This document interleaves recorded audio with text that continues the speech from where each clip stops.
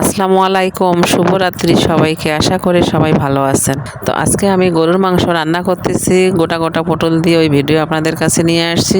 শুরু থেকে শেষ পর্যন্ত আমার ভিডিও আপনারা বেশি বেশি ফলো করবেন। আজকে কিন্তু আমি কোরবানির মাংস রান্না করতেছি। কোরবানির মাংস আলু দিয়ে পটল দিয়ে রান্না করলে অনেক কিন্তু মজা লাগে খেতে। তো মাংস ভালোভাবে ধুয়ে প্রেসার কুকারে দিয়ে পরিমাণ মতো সব মশলা একে একে দিয়ে মাংসটা ভালোভাবে নেড়ে চেড়ে চুলার মধ্যে আমি বসাই দিচ্ছি।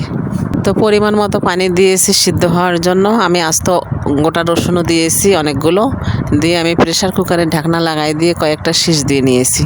তো এখন আমার মাংসটা সিদ্ধ হয়ে গেছে। আমি এখন কড়ার মধ্যে ঢেলে নিচ্ছি, নিয়ে এখন পটল প্রেসার কুকারে 2টা শীষ দিয়ে নেব।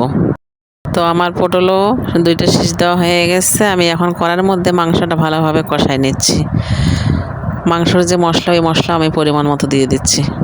তো আমি পটল আলু দিয়ে দিচ্ছি মাংসের মধ্যে, দিয়ে আরও ভালোভাবে কষাই নিচ্ছি। আমার মাংসটা ভালোভাবে কষানো হয়ে গেছে। আমি হালকা একটু ঝোল দিয়েছি, দিয়ে ভালোভাবে ঢেকে রাখতেছি। তো এই হচ্ছে আমার মাংস রান্নার ফাইনাল লুক।